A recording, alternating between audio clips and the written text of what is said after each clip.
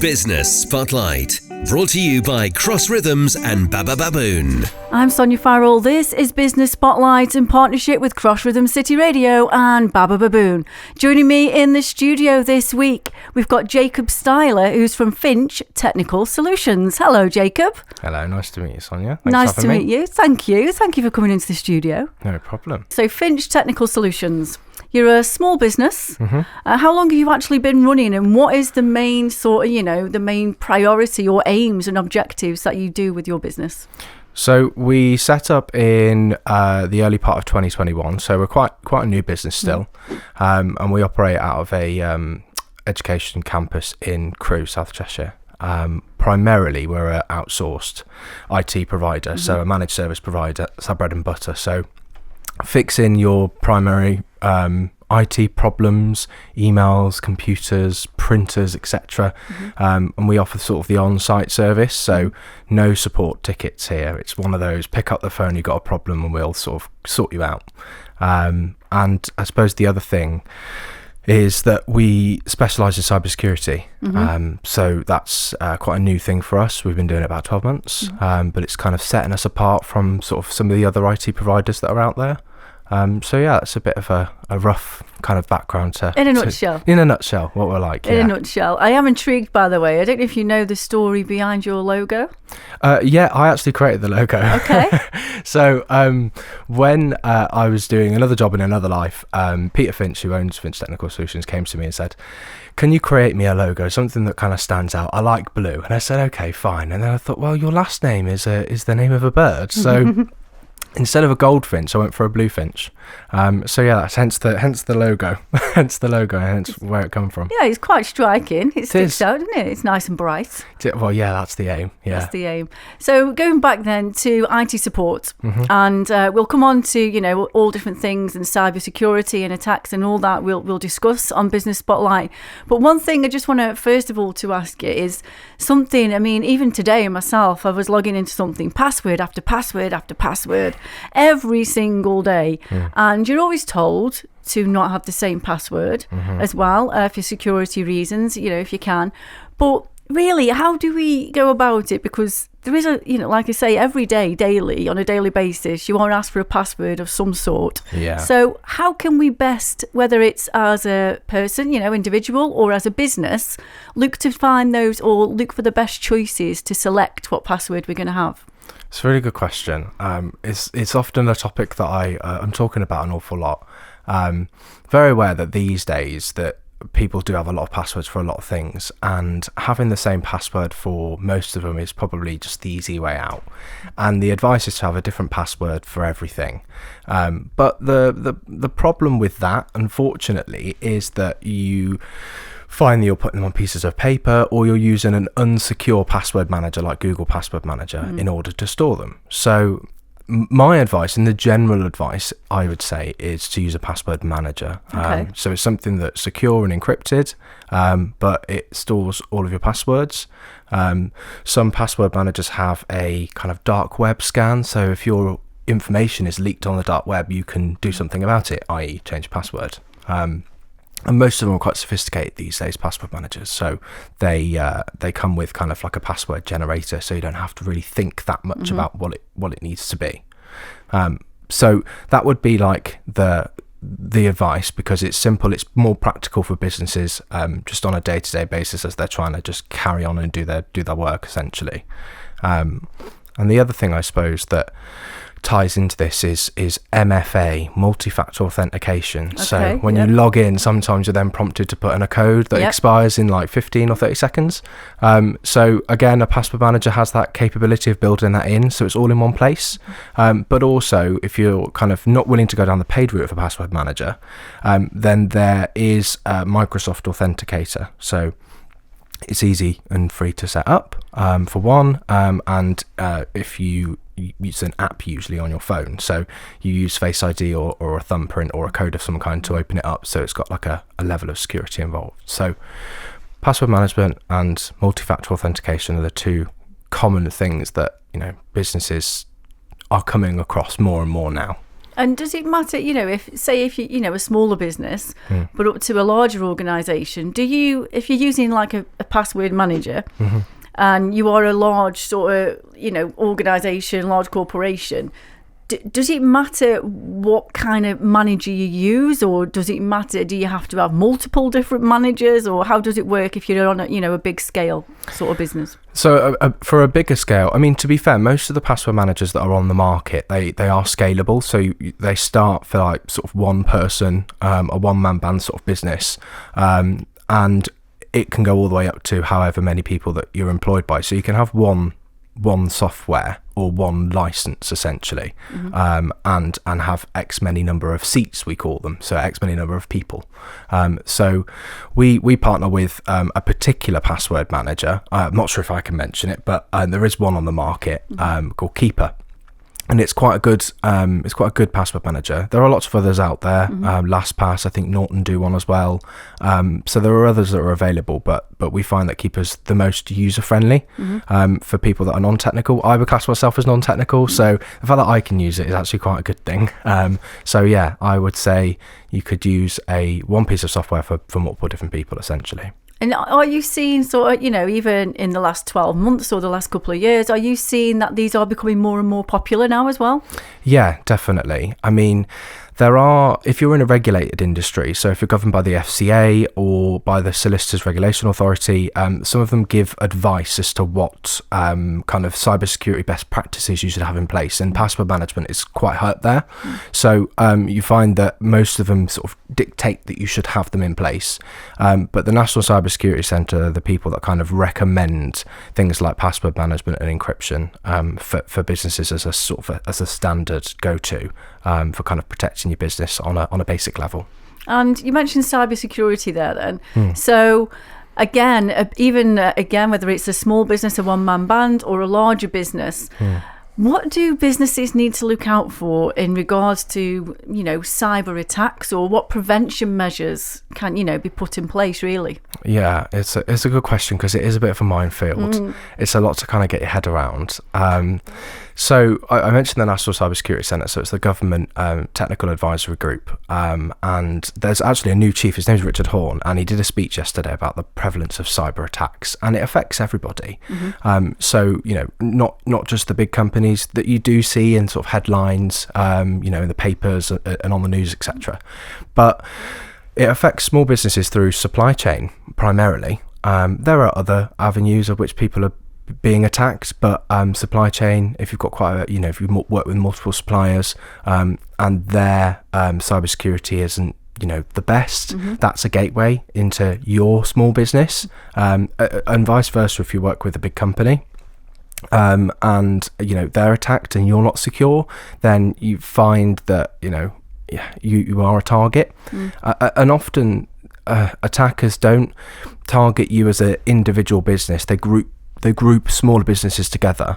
In answer to your question, I think that the first thing that I would kind of recommend would be to obviously have a password manager in place for your passwords and two-factor authentication enabled, of course.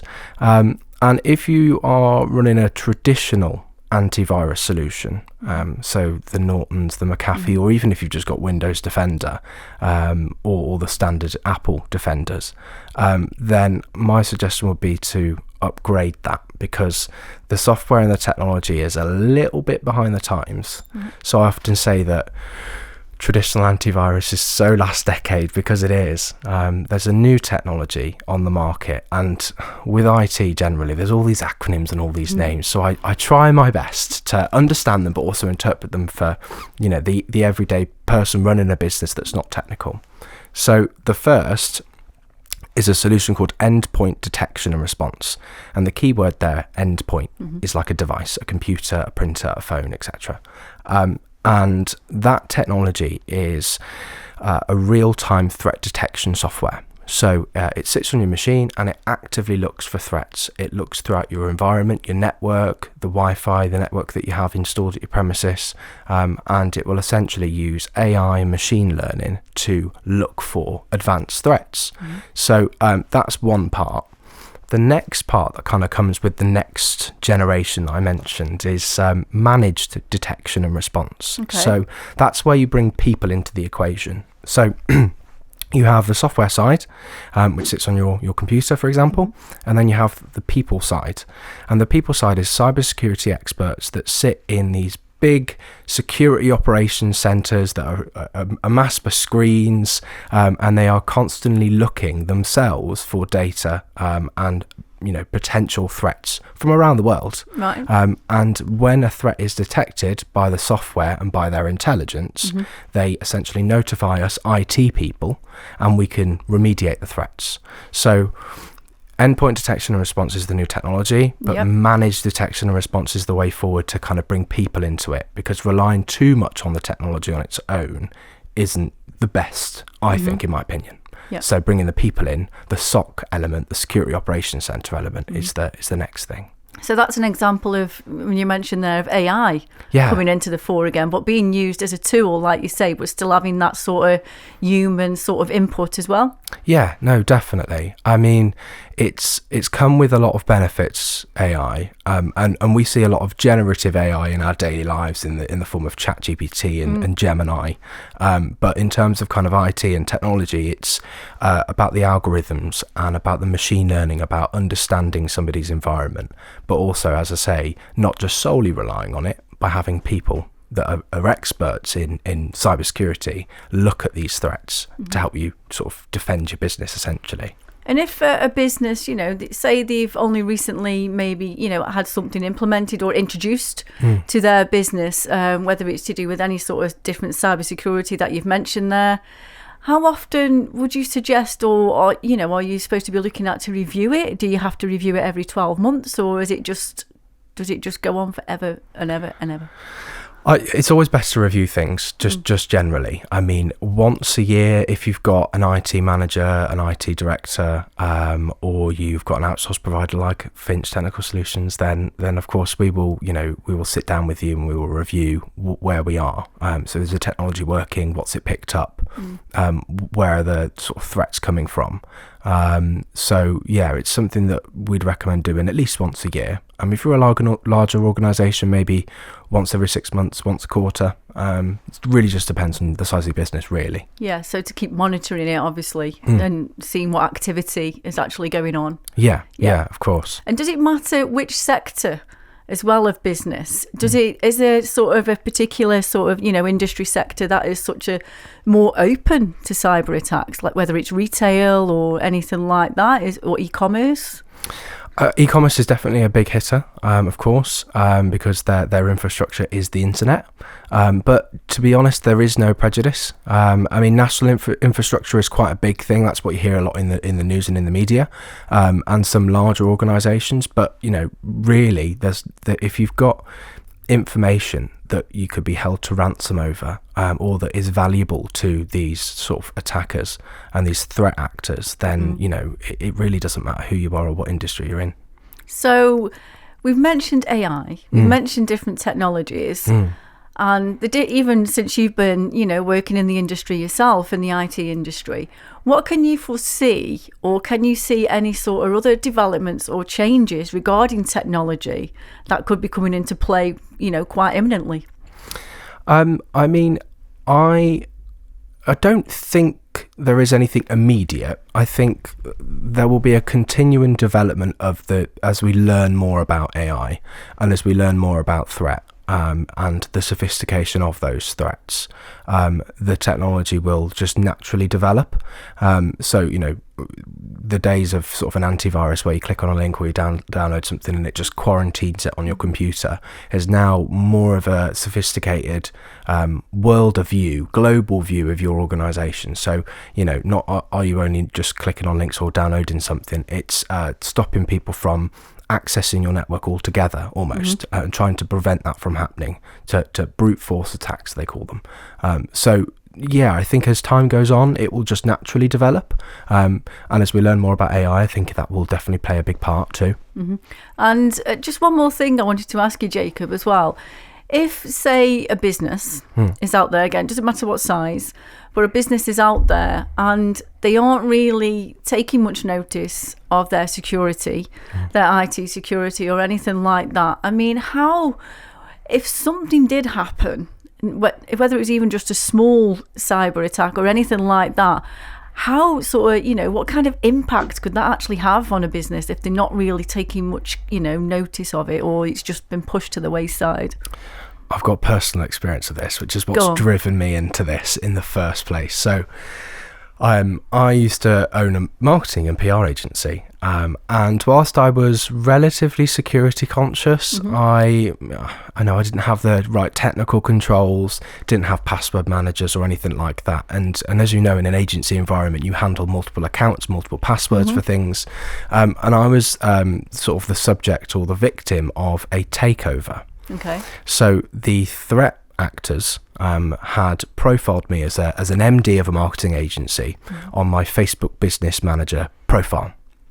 So they knew that I'd be running advertising campaigns, spending money with Facebook and Instagram, and they saw an opportunity to infiltrate my account, even though I had a strong password. I didn't have multi-factor authentication set up, and they got into the account and they spent, I think it was about £5,000 of my money and my client's money, and this was over the weekend. Facebook are closed over the weekend, and you can't get in touch with them. It took me 3 days to get my account back, and I lost clients as a result, lost confidence. Wow. And these are people that I'd built up strong relationships with. I was sort of relatively young and new in the industry, and I was doing a lot of networking and things like that. And I'm not an egotistical person by any stretch, but as a business owner, it's sort of your name above the door. It's your sense of pride. It's your baby. And when you lose clients as a result of something that is out of your control, it's quite a hard pill to swallow, and unfortunately the agency no longer exists, so it was one of the primary reasons why I decided to close it. It's one of those things that you think, I'll be fine, and then all of a sudden you're not fine. And here we are. So that's what's kind of pushed me, I suppose, into, I'm going to learn a bit more about this cybersecurity. I want to know more. And I want to see what I can do to kind of help educate people. That's what, my little bit of experience as to my blindness, and the hard pill I had to swallow. Yeah. Well, thank you for sharing that, Jacob. And I can only imagine. I can only imagine what that must have felt like, for that to happen to you as well. But when you're talking, I'm going to ask you one last thing. I know I said one last thing before, but one last thing. When you're talking about educating others then, and from your own experience as well of running a business, and you've been through it and you've experienced, a cyber attack, how would you say, or how would you like to, or think is the most easiest and most effective way then to educate others on the importance of having all these security in place? I think the first port of call is the National Cybersecurity Centre. I know I've mentioned it 3 times now, but they are a really, really, really good resource. They've got a lot of free information for small businesses, for large businesses, for charities and non-profits about what you can do, guides step by step. So that's a good place to kind of get brushed up on where we are. And then the other thing is once a year have a training session with a security professional. And it's something that we offer. It's something that we do. I deliver the training myself. So, we talk through what are the most common threats, what can you look out for. Emails is a big thing that we talk about quite a bit in the training, about phishing emails and what to do, passwords, etc. The best type of password that you can have, and things like that, and kind of get that as a group collective. So get all your staff together, all your team together, and sort of educate them all, get them involved in the conversation, and because they are not in a bad way, but they can be your weakest link sometimes. And if you don't bring them into a conversation about educating them on the risk to the business and the risk to their day-to-day jobs, it's an important thing, so it shouldn't be overlooked. Jacob, thank you so much. Thank you for coming in on Business Spotlight, and I hope you have a very, very good 2025. Thank you very much indeed, Sonya. Thank you. That's Jacob Styler from Finch Technical Solutions here on Business Spotlight with me, Sonya Farrell. Business Spotlight, shining a light on our local business community. Brought to you by Cross Rhythms and Baba Baboon.